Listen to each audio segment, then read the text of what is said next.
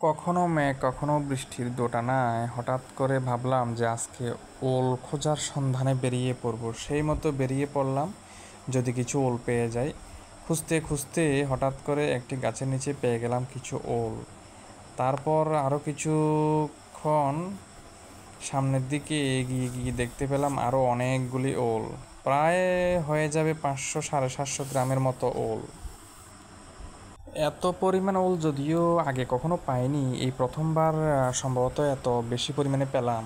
তো এবার এগুলিকে ভালো করে কেটে মাটিগুলিকে সরিয়ে জলে ধুয়ে পরিষ্কার করে খেতে হবে। এখন ওলগুলি তোলার সময় একটা জিনিস লক্ষ্য করলাম যে কিছু কিছু ওল এখনও খুব ছোট রয়েছে, অর্থাৎ সেগুলি আগামীকাল বেড়ে ওঠার সম্ভাবনা রয়েছে। এবং আগামীকাল যদি এই জায়গাতে আবার যাওয়া যায় তাহলে এবং 100% আমি নিশ্চিত যে ওইখানে আবার ওল পাওয়া যাবে। এই ওলগুলি কার না ভালো লাগে খেতে বলুন? সবারই ভালো লাগে এই ওলগুলি খেতে। আর বিশেষ করে যদি হঠাৎ করে পাওয়া যায় এই ওলগুলি, তাহলে তো কথাই নেই।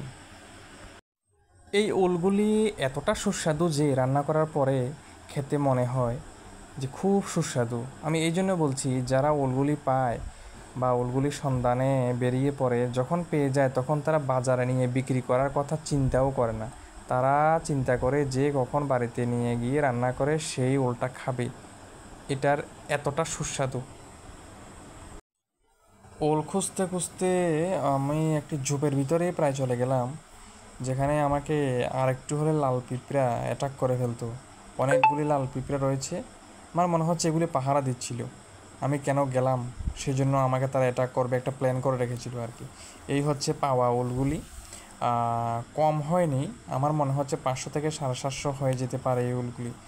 যদি বাজারে নিয়ে যেতাম অনেকগুলি টাকা বিক্রি করা যেত মনে হয়। তবু সবসময় তো পাওয়া যায় না, তাই বাজারে নেওয়ার কোনো প্রশ্নই আসে না। সবগুলি আজকে খাবো। শুভ সন্ধ্যা সবাইকে।